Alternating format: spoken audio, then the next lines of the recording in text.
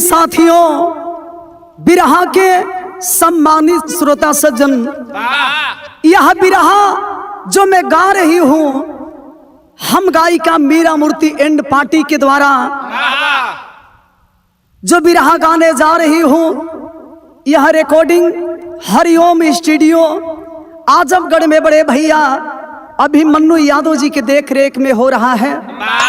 और आंसू इंटरटेनमेंट के निर्माता बड़े भैया राम जन्म यादव जी और सौजन्य से हर बार की बात इस बार भी आप सबके बीच में बिरहा हो रहा है, जिसमें विशेष आभार बड़े भैया बेचू यादव जी, रंजीत यादव जी, लोरिक यादव जी, मनोज यादव जी, राम आश्रय कबीर जी और हमारे गुरुजी जितेंद्र यादव जी, वकील साहब और तमाम हमारे गुरुजन बैठे हुए, हमारे गुरुजी आदरणीय श्री दशरथ कबीर जी, और आशीर्वाद की कामना मैं कर रही हूं। जिस तरह से आप लोग हर बिरहा को सुनते हैं और मीरा मूर्ति के टीम के लोगों को आप लोग आशीर्वाद देते हैं, भैया हो निवेदन बा, एगो कलाकार खातिर एकरा से बड़ हथियार कोनो चीज ना होला। तो हम निवेदन करब कि आंसू इंटरटेनमेंट के और आंसू इंटरटेनमेंट के मालिक के यानी राम जन्म भैया के आप लोग आशीर्वाद दुलार प्यार दी जा, एक चैनल के सब्सक्राइब करी जा, कमेंट कइल मत भुलाई जा, आ घंटिया जरूर दबाई जाए भैया। एकदम नई नई बिरहा आप सबके बीच में, और जब भी आप सबका डिमांड होगा मीरा मूर्ति इस चैनल के लिए आप सबके बीच में गाएंगी। बस निवेदन ही है, बाकी चैनल के आप लोग सब्सक्राइब करब जा, आशीर्वाद दियल मत भुलाई जा। आई मास्टर जी,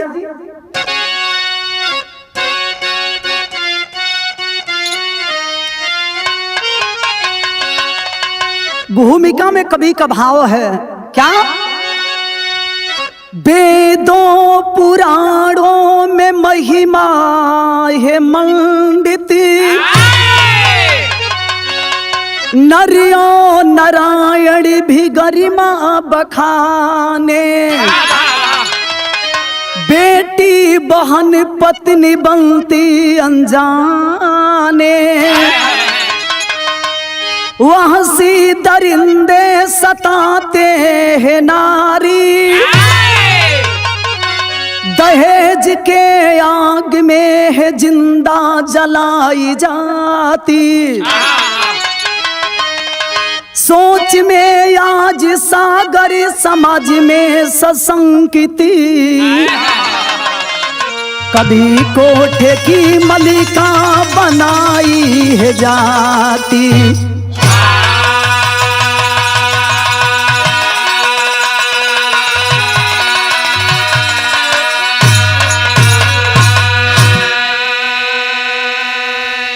जिनकी लिखी हुई तमाम गीत आप सब सुनते हैं, हमारे गुरुजी गंगा सागर गुरुजी की लिखी हुई गीत लिखे हैं कि सोच में आज सागर समाज में है सशंकित, कभी कोठे की मलिका बनाई है जाती।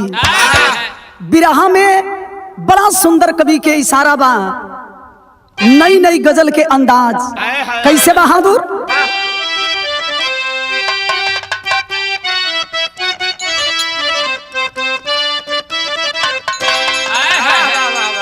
प्यार कई किस्म के होला, कैसन कैसन हो?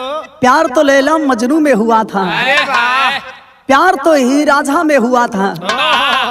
ये घड़ी के प्रेमी लोग, ये घड़ी के प्रेमी लोग झूठाई के कुर्ता फारत लो, खाली बसवार बसवार घूमत। अगर अपना नंबर नहीं दोगी ना तो मैं आत्महत्या कर लूंगा। कतना कुल जाई के कहियो लेता सो। हमरे कवि जी बैठल बनी कल्पनाथ गुरु जी। प्यार कई किस्म के होला, लेकिन देखिए जवानी का प्यार कभी पवित्र नहीं होता है, बचपन के प्यार पवित्र होला। माई बेटा के प्यार, भाई बहिन के प्यार, ननद भौजाई के प्यार एगो अलगे होला। कोनो प्रेमी प्रेमिका के बीच के बाद बीच के बाद कुछ आपसी मैटर हो, एक चाहने वाला एक चाहने वाली की तरफ देखा तो लड़की कहती है लड़का से, क्या कही? अरे अगर तुमको मुझसे, ऐ लड़का बोलिए बोलिए डार्लिंग। आंखें फाड़ फाड़ करके दिख रहा है, तो जरा ध्यान दे, सुनो क्या कहती है। अरे अगर तुमको मुझसे मोहब्बत नहीं है,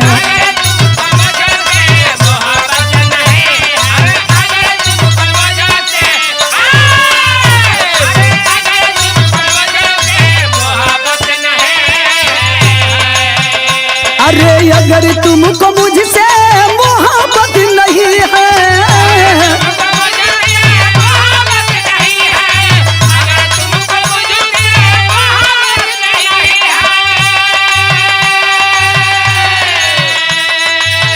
अगर तुमको मुझसे अरे मोहब्बत नहीं है, अगर हमसे तुम्हें प्यार नहीं है तो मेरी भी एक बात सुन ले। सुनाइए। क्या कह रही है? अरे मुझे भी तुम्हारी जरूरत नहीं है। चल निकल ले।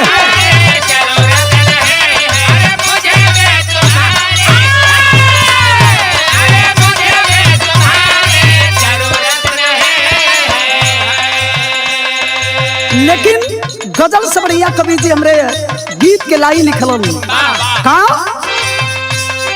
मानो मानो मनो था दफन कर रहा है,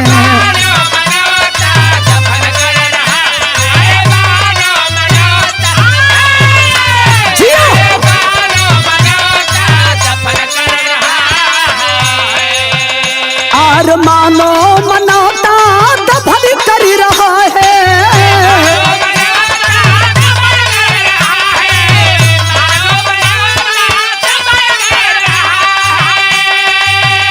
और मानो मनोता अरे दफन कर रहा है, और तारी तारी तार पापी कफन कर रहा है।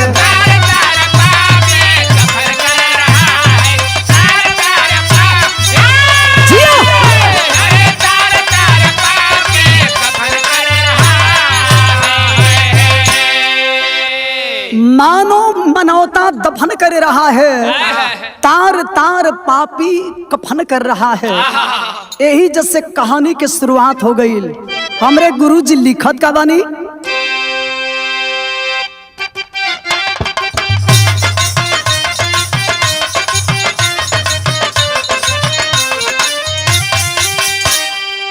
हमरे बिरहा गौला का मतलब कि लाइन बाय लाइन एकदम शीशा में जैसे चेहरा लौकेला, आप लोग के लाइन बाय लाइन कहानी समझ में आ जाई।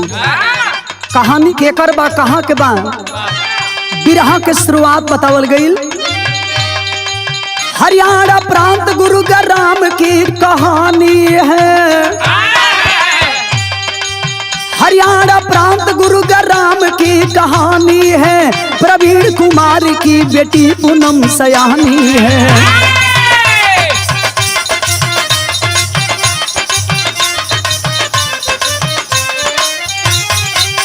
पति के मौत से पूनम बेचारी टूट गई, मोदी नगर में रहती किस्मत आज रूठ गई।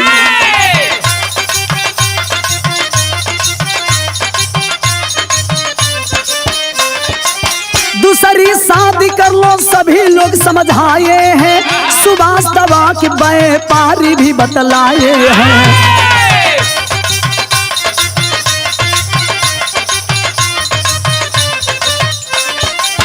शौक से शादी हुई सुहागन बन के आई है, सपन परिवार ता सुखमय जीवन बिताई है।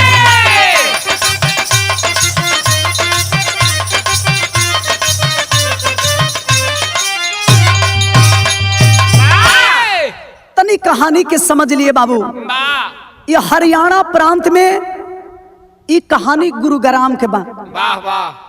प्रवीण कुमार की एक लौती बेटी, जिस बेटी का नाम बताया गया पूनम। पिताजी अपनी बेटी के शादी कर दिले बड़न। शादी हो गई, खुशी खुशी बेटी ससुराल में गई बड़ी, लेकिन किस्मत के खेला देखो। कहेला आदमी के जेकरे कर्म में जो लिखल बा, ये धरती पर कोई ओके मिटावे वाला नहीं खे। अभी तो 1 साल बीतल बा ये बाबू कि पूनम के पति का देहांत हो चुका है। इस दुनिया को छोड़ करके पूनम का पति चल बसता है। ये दुनिया में जेकर पति नहीं खे ओकर जिंदगी का होला, यह आदमी बता पाई। पति के मौत के बाद वहां आ करके पूनम अपने मायके में गुजर बसर करने लगती है।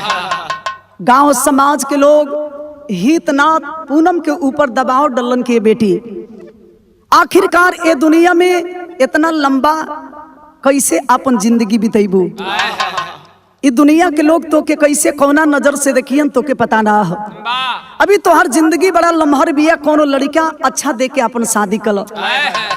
पहले तो पूनम शादी से इनकार कर दे, लेकिन परिवार के लोग बतावत तड़न कि ये बेटी एगो लड़का बड़ा सुंदर बा, जवना लड़का के नाम बा सुभाष, और सुभाष कोई साधारण व्यक्ति नहीं है, वह दवा का व्यापारी भी है। बियाह कर लेबू तो हर जिंदगी संवर जाई। आज माई बाबू के कहला के मुताबिक गांव नगर के बात सुन के बाबू वह पूनम उस लड़के से शादी कर लेती है। ससुराल में गईली, ससुराल के लोग बड़ा सुंदर बड़न, खुशी खुशी अपने पति के संग दिन बितावे लगली। और जब कुछ दिन बीतल तो कवि जी बड़ा सुंदर गीत लिखत हलन।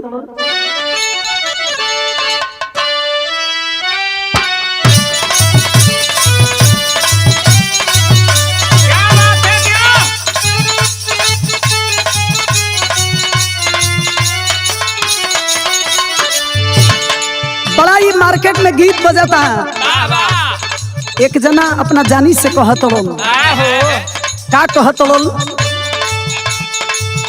का करतारू धनिया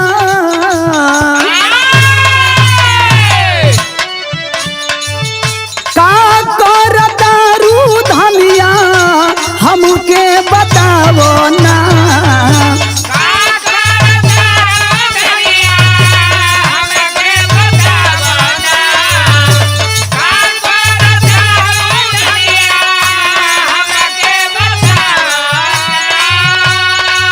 रूपवा से पर्दा तनी, रूपवा से पर्दा तनी धनिया हटावो ना।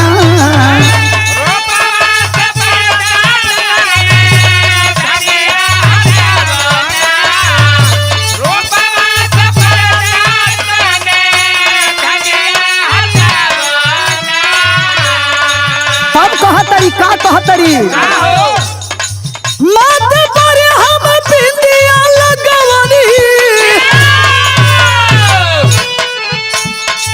मत पर हम बिंदिया लगवनी, लिहानी रूप सवारी, बलमुजी सरक जाता, बलमुजी सरक जाता कमर से होने वाली साड़ी।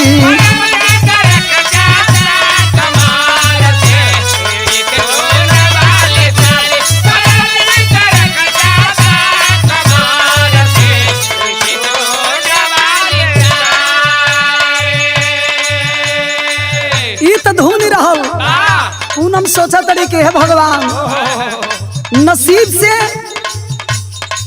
एगो लड़किन के ससुराल मिलेला, बड़ा भाग्य से ओकरे मांगी के सिंगार मिलेला। हम इतना बढ़िया बनी, हमार नसीब इतना सुंदर है जेकरे हाथ से मेरे मांग में सिंदूर पड़ल। हमार स्वामीनाथ हमार पति वास्तव में ये जमाना के भगवान बड़ल। सास से लेकर परिवार के लोगन से बड़ा खुशी मिलता। धीरे धीरे समय बीतल। एक दिन ये बाबू सुभाष अपने पत्नी से यानी पूनम से कहलन, का कहलन, रूपवा सजाला रानी,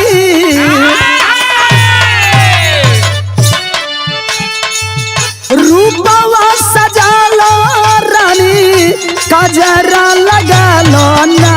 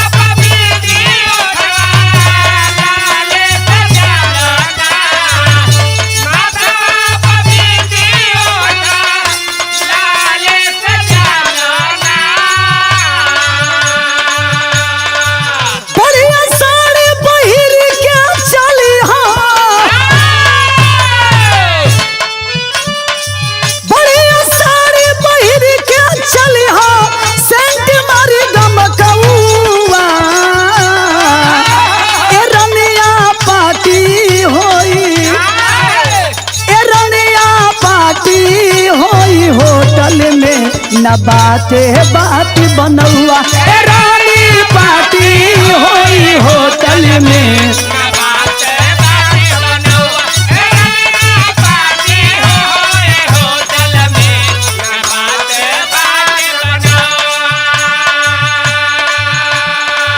सबेर के टाइम बा तू सिलावत तड़न पूनम के इतना दिन तोरे घर में इला हो गई न माई बाबू के सेवा से घर के काम से तो के टाइम में कहाँ मिलेला, लेकिन आज बड़ा बढ़िया मौका बा एकदम विधिवत कपड़ा लाता पहन के सोरहो सिंगार सजाई के। आज जाना तड़े पगली एगो पार्टी में चले के बा, बहुत बड़ा पार्टी बा।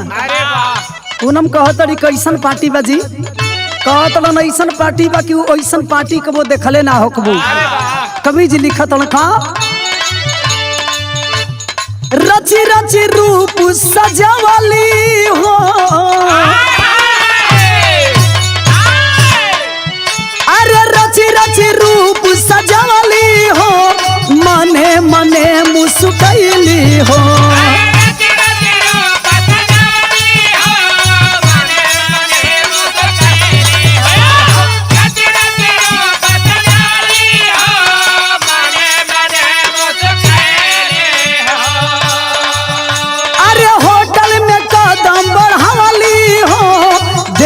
दशा सकुचैली हो,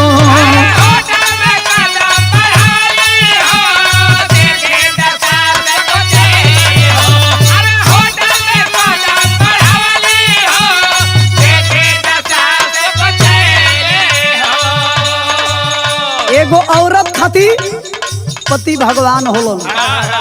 आज हमरे भगवान के आदेश भइल बा एकदम रच रच के सबसे बढ़िया जौन बिछुई साड़ी बिया वही साड़ी के झापी में से निकाल के पहनली हो।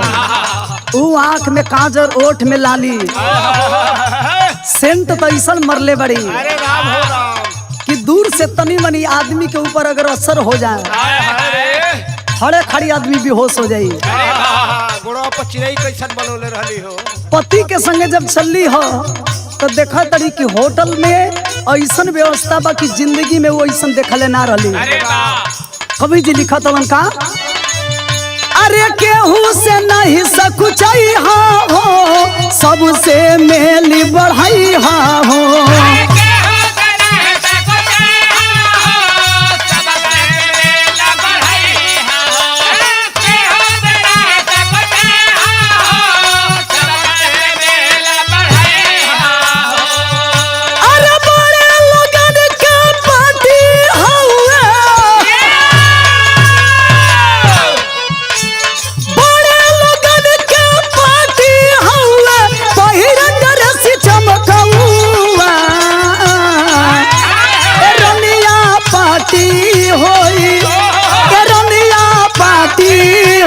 होटल में न बाटे बात बनौआ रानी पार्टी होटल में न बाटे बात बनौआ रानी पार्टी होटल में न बाटे बात बनौआ।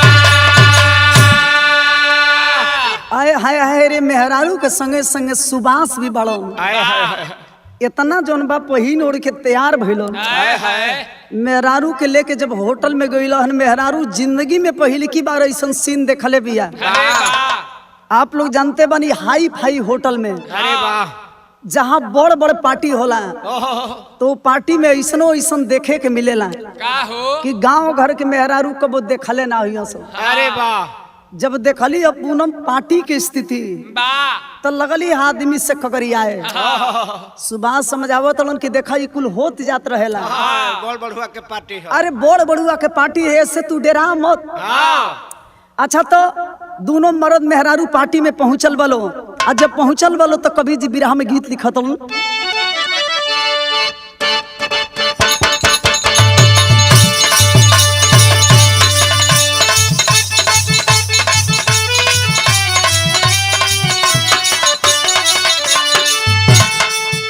जिंदगी में हमारे गुरुजी बैठल बनी।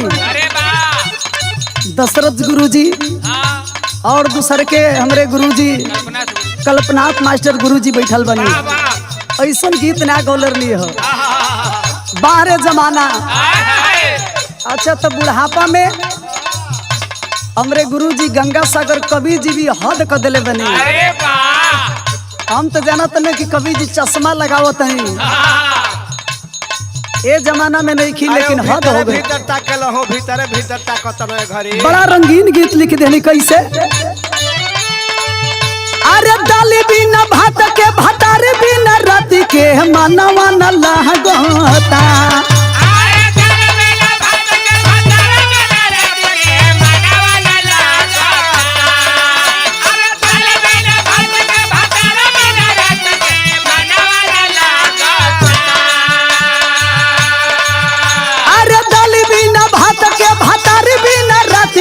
मनवा न लागता हे रजऊ करना वीडियो कॉल देखे के मोहन करता। हे रजऊ करना वीडियो कॉल देखे के मोहन करता। हे रजऊ करना वीडियो कॉल देखे के मोहन करता। अरे गुरुजी ऐसा पार्टी रहो ना देखले हो पार्टी है लाजवाब पार्टी। कवि जी बड़ बड़ुआ का पार्टी कैसन होले केनियो बियर चलाता केनियो दारू चलाता। यही में कितना लोग रेड बुल मारता रेड बुल ना रेड बुल कितना लोग शॉट मारता।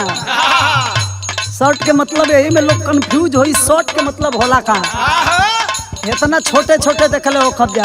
अच्छा अच्छा कुल डिस्को दारू हो। अरे वाह केहू दारू पियता केहू बियर पियता यही में देखले हो कबल केहू हुकी पियता। अरे वाह हुकी गांव घर में हमनी के हुकी कहतर लिया जाए जौन बुढ़ऊ दादा लो हुकवा खींची लो। ये गरीब फैशन में खाली फ्रूट वाला चलता। अरे वाह मेहरारू देखल से गांव घर के रहे भड़कल बिया दादा हो दादा ऐसा तो पार्टिए ना देखनी ओकर हालत का बा। अरे देखली हसीना होई गईली गमगीन देखली हसीना होई गईली गमगीन नहीं मनवाई भावता।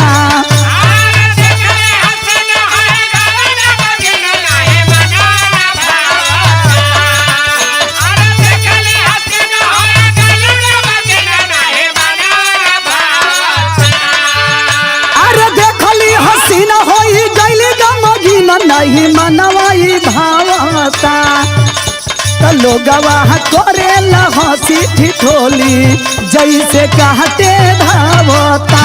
तो लोगवा करे हंसी ठिठोली जैसे कहते धावता। लोगवा करेला हंसी ठिठोली जैसे कहते धावता। पियत आदमी पियावत आदमी तब तो ठीक हो कुल ठीक हो लेकिन अपना आँखी के सामने एगो औरी का देखली नहीं भेद भाव नाचे लोग वह लोग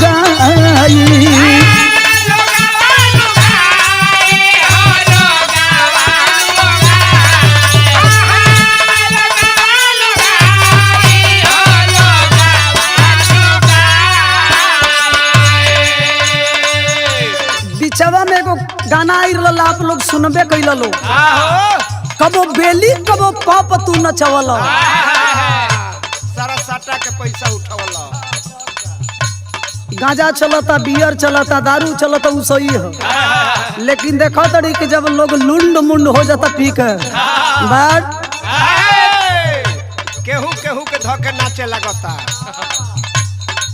केनो कौनो के मेहरारू धैले बा तो कौनो कौनो के मेहरारू धैले बा धो के खूब नोचता नोचत नहीं के नाचत न से डांस करत न से हाथ लगौले बड़ा सा कमर में एगो एगो गर्दन पर हो आ खाली हाई से हिला न से ई बेचारी देखल ही नहीं खे कबू, देखलस भकुआ गई की कुल का होता है। अरे बा भागतिया मरद समझावत कि देखा ई कुल बड़े बड़ुआ के पार्टी है।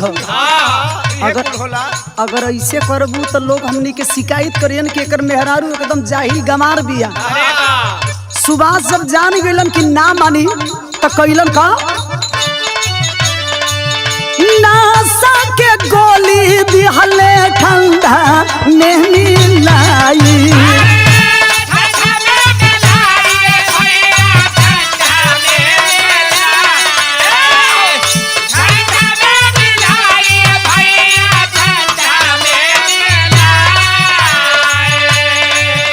अरे चढ़ेला सुरूर होई गइली मजबूर जाके बेड पर सुतावेला।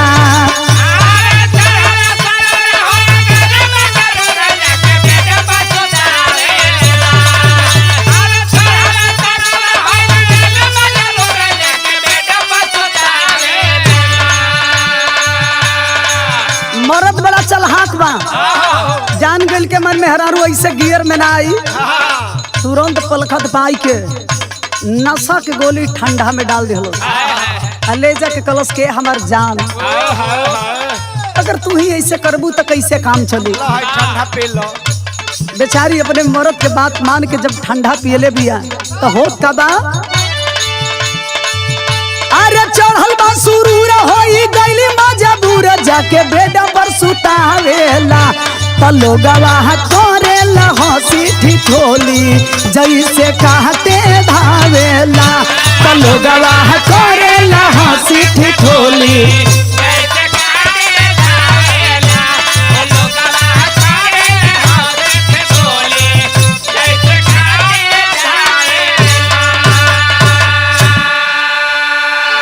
सोचने वाली बात है बाबू। दुनिया के लोग पति परमेश्वर मानते हैं, लेकिन इस धरती पर ऐसे ऐसे कमीने पति भी हैं कि स्वार्थ में अपने पत्नी के साथ ऐसा भी कर्म करते हैं। अपना पत्नी के ठंडा में नशा के गोली डाल दिहलो। जब नशाई गईली तो टांग के ले जाके एगो बेड पर सुता दिहलो।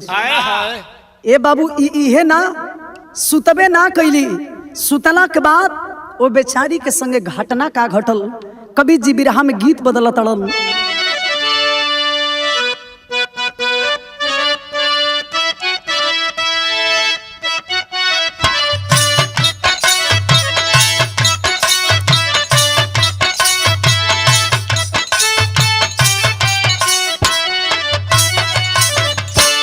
ये गीत के जन्म के पहले हमारे चाचा दादा लोग आई, हमारे कल्पनाथ मास्टर साहब के जमाना के गीत कैसे लोग गावे। सिकिया मो चिरी चिरी डलिया बनवनी अरे डलिया मुसवाला दनिया ले ले जाए।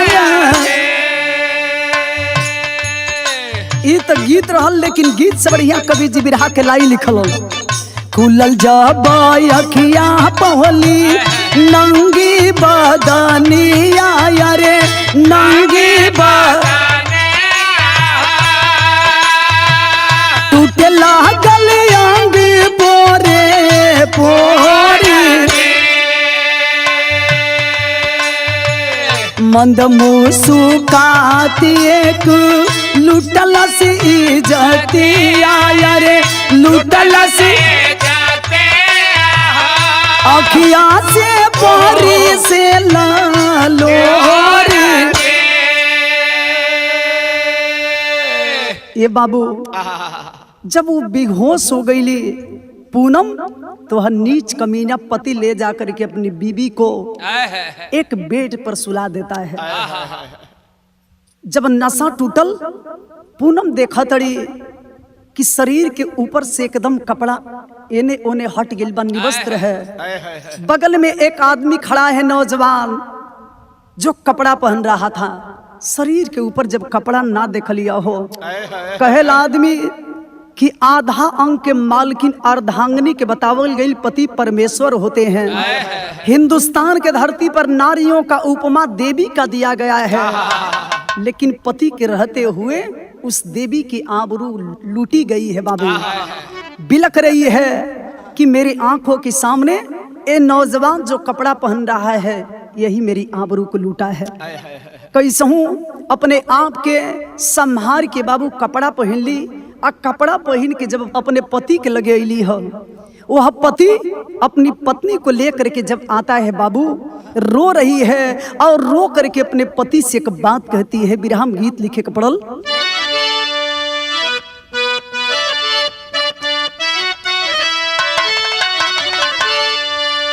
वह गीत बा जौना गीत के कि पहले के जमाना में लोग गीत के गावे। अरे बाबू दरोगा जी,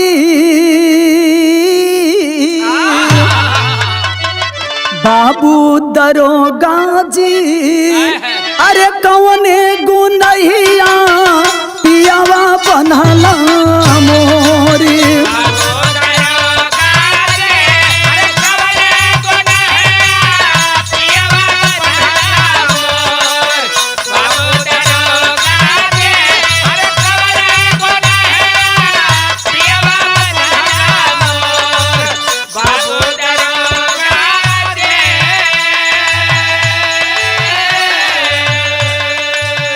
बहरिया आई के कहती है कि काजी आप तम के पार्टी देखावे खातिर लेके आए नीनो। सही रोवा कहत रही, जिंदगी में हम ऐसा पार्टी ना देखले रहनी। रोवत या रो के अपने पति से कहती है का कहे, मोरे सैया जी,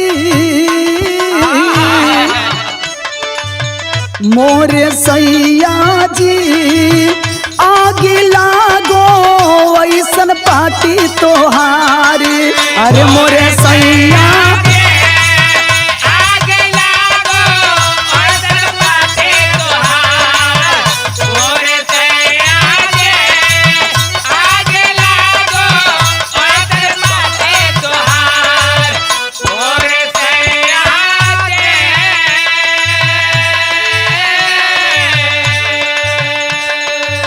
जोगवल थाती लुटाई गईली तोहारो, गईल इज्जत हमारी की। अरे मोरे सैया जी, कि अरे मोरे सैया जी, आगे लागो ऐसन पार्टी तोहारी। मोरे सैया जी, आगे लागो ऐसन पार्टी तोहार, मोरे सैया जी, आगे लागो ऐसन पार्टी तोहार, मोरे सैया जी।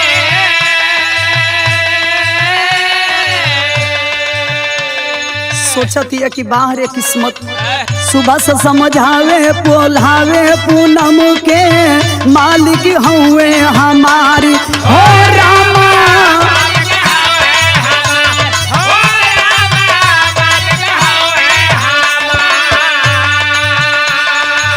आज समाज में ये सब होता, कुछ न बिगड़ल तोहारी की। अरे मोरे रानी हो,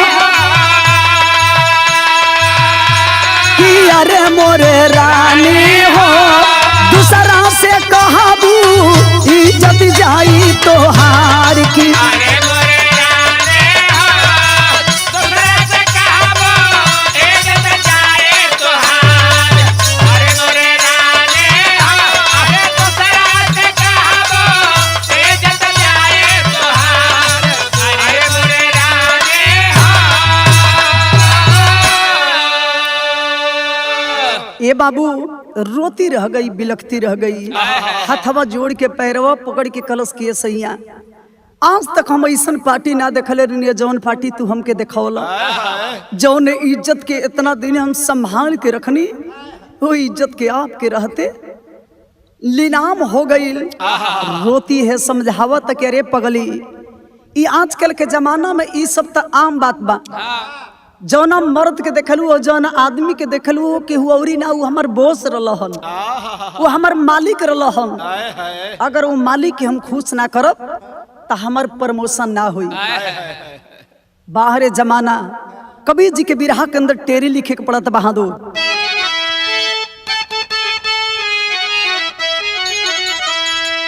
अरे आफत की मारी रोती जिंदगी भारतीय संस्कृत की, अरे यार थी कांधे ढोती। भारतीय संस्कृत की अर्थी कांधे ढोती, आफत की मारी रोती जिंदगी। ए बाबू कोटि करी चतुराई, विधि के लिखल मेट न जाई। आज रो तड़ी बिलखा तड़ी, लेकिन वो पति पर थोड़ा सा भी असर ना पड़ल। तो कबीर जी विदेशिया के भाव में लिखत उनका,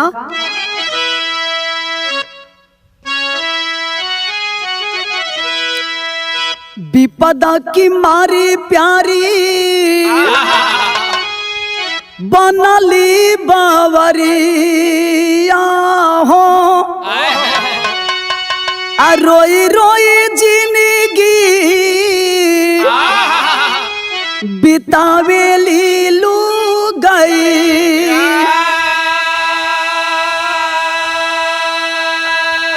आसमां से गिरली खजूरी बरिया टकाली हो, अब मिलल बाटे मरदा बेसरमी मुदाई।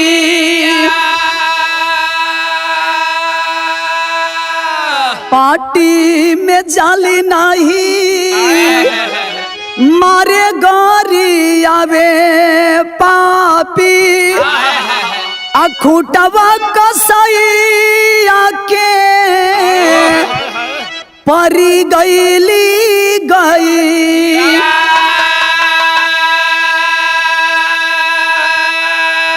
जबरी ले जाला रोजे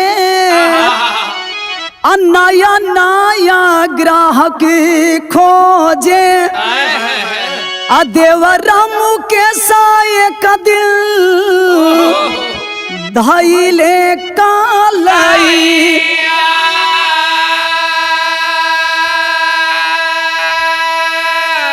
आज कतनो मजबूर होके उ पूनम रोआ तड़ी बिलखा तड़ी ये बाबू, लेकिन इस धरती पर ऐसे ऐसे पति भी हैं कि नीचता का भी हद हो गया। केवल एक दिन का काम नहीं, प्रतिदिन का काम बना लिया। अपनी बीवी को जबरदस्ती पार्टी में ले जाता था, अगर ना जा तो जबरदस्ती लेके जा, मारे गरियावे पीटे, मजबूर हो के पूनम पार्टी में जा। और प्रतिदिन सुभाष के यही नियम था, नया नया रोज ग्राहक खोजे और नया नया ग्राहक खोज के अपनी बीवी को उसी के साथ सुलाने का काम करता था। कब तक चलेगा अत्याचार? आखिर हुआ क्या? कबीर जी बिरहा में गीत लिखत बहादुर।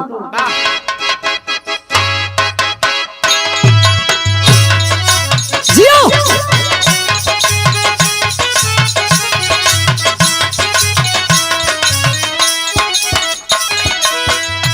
एक हाथ से कोई की इज्जत दिहल जाला तो दूसरे हाथ से इज्जत मिलेला। अरे वाह, बड़ा सुंदर गीत।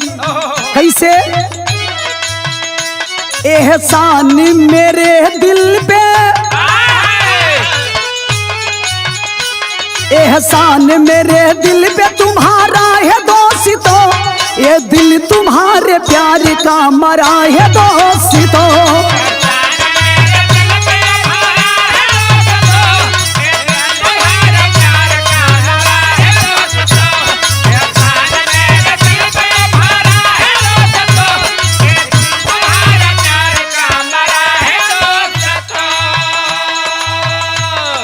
आज एक ऐसा भी समय था कि जब द्रौपदी का चीरवा दुशासन खींच रहा था, अपने भाई को आवाज देने का काम की थी द्रौपदी, लेकिन इस कलयुग में कौन भाई उस बहन के आबरू को बचाएगा? रोती रहती है, बिलखती रहती है, लेकिन कोई भाई उस बहन की आबरू बचाने के लिए नहीं आता है। समझ गई कब मुझे ही कुछ करना होगा। मजबूर होके पूनम कैली का धध के सीने में आगी, धध के सीने में आगी अंगार बनी गई, धध के सीने में आगी अंगार बनी गई, मौका मिलल त नागिन खुखारी बनी गई।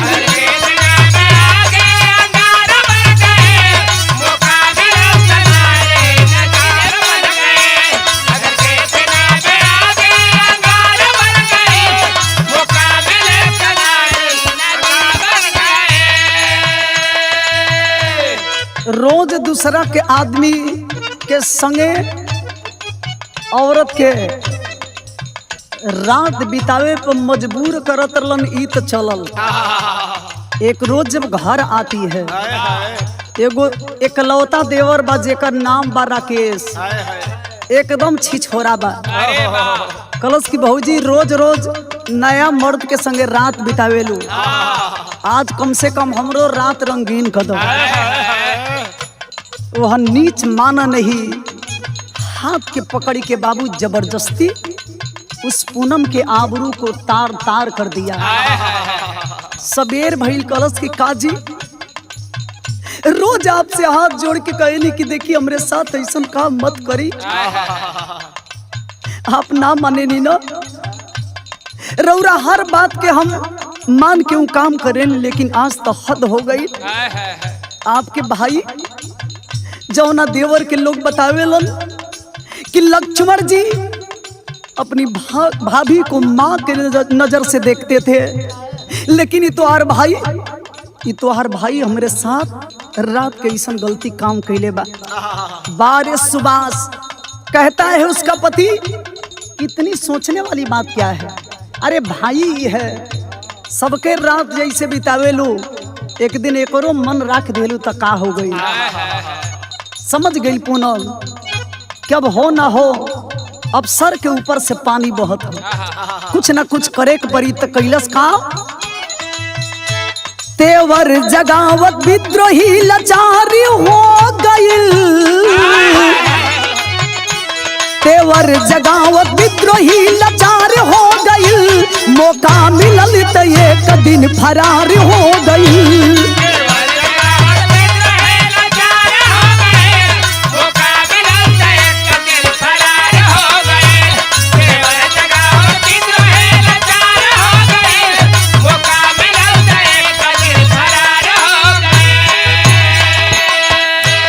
आक्रोश मन में छुरी कटारी हो गई,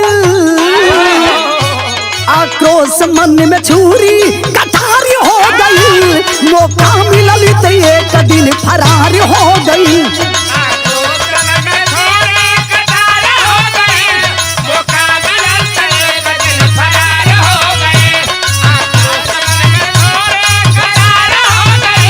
मौका मिलल त एक दिन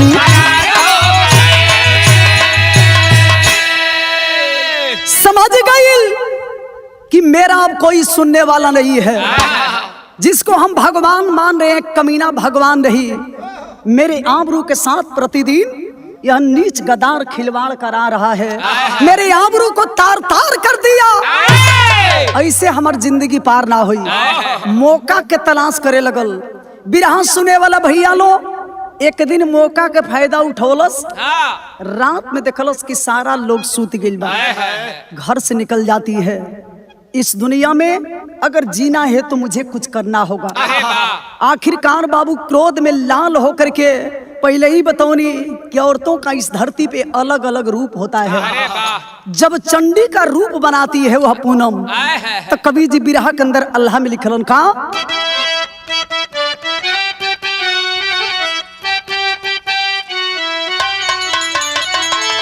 अरे क्रोध के यज्ञनिया, अरे बदनिया जरावे बाबू,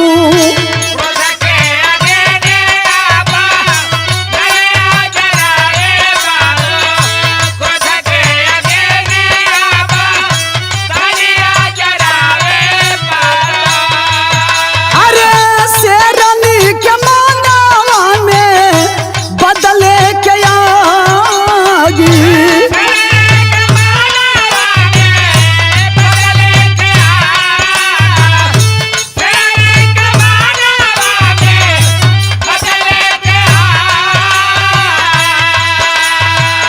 गुरुग्राम थानावा में रपट लिखवली बाबू।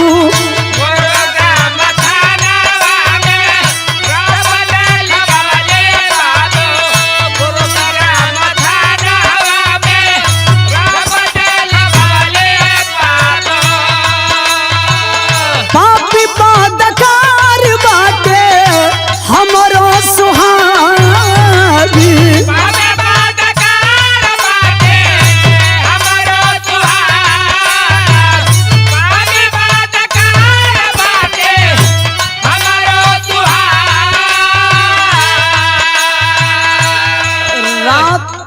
कैसहू काट के सवेर के बेला में गुरुग्राम थाने में जाती है और जा करके अपने पति के नाम से और अपने देवर के नाम से रिपोर्ट लिखवाती है कि मेरे आबरू को लुटवाने वाला कोई और नहीं, मेरे इज्जत को तार तार करवाने वाला कोई और नहीं बल्कि मेरा ही पति है। और ही कवि जी का लिखत हो 23 फरवरी सनी 22 वाला दिनवा बाबू।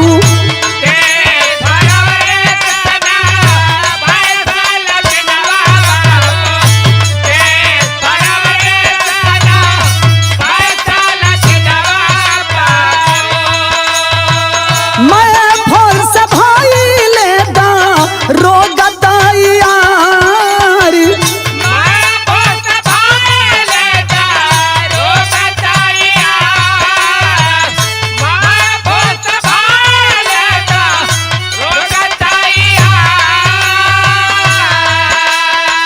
प्रशासन के छापा पड़ल जब घरवा परी बाबू।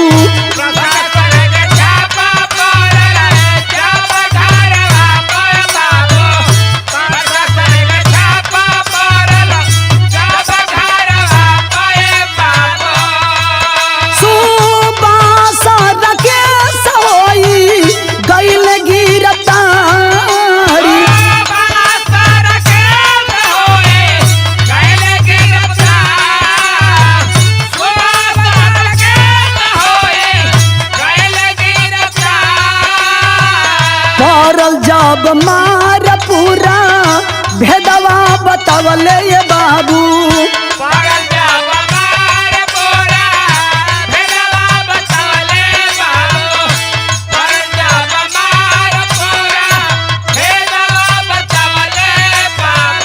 आज तक पड़ल बाड़ल जेल के मझारी।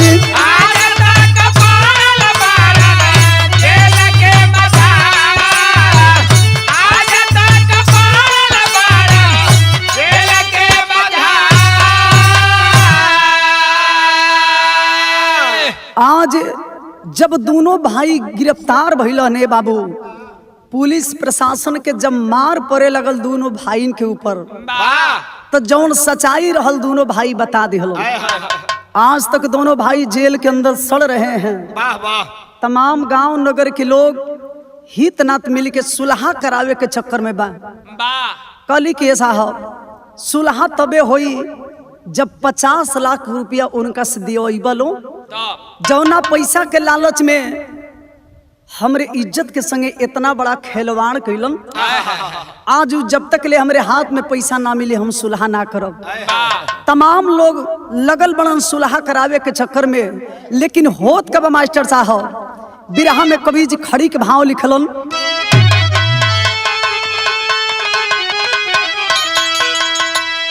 ये दुनिया में रुपया पैसा मिल जाई, सब कुछ मिल जाइए बाबू, लेकिन एक बार जेकर आबरू चल गई वो दोबारा लौट के ना आई। जब तक ले कमीना हमके पैसा ना दी हम एक संगे सुलहा ना करब। ये मेरा पति नहीं, एक कसाई है, इसके साथ रहने से बेहतर है इस दुनिया में मुझे मर जाना ही अच्छा है। लेकिन हाई देखी आज कवि जी बिरहा के अंदर समाज के देख के लिखत का वर्णन। पश्चिमी सभ्यता से देश में अरे उन्माद हो खाता तो सभ्य समाज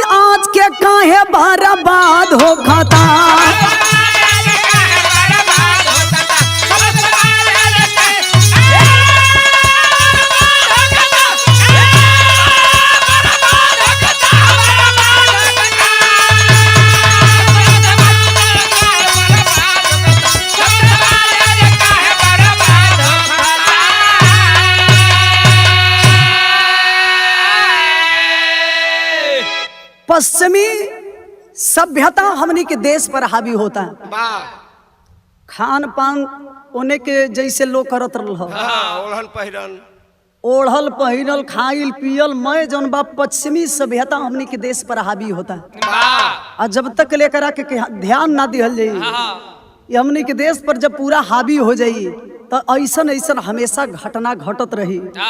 नारियों का उपमा कवि जी लिखते हैं क्या, नौ रस से वर्णित नारी सभी गुणों की खान, भारतीय संस्कृति की चर्चा होती विश्व में सुजान। अरे चरित्र के पतन हो जाई सब ही आजादी हो खाता, चरित्र के पतन हो जाई सब ही आजादी हो खाता, तो सभ्य समाज आज के काहे बर्बाद हो खाता।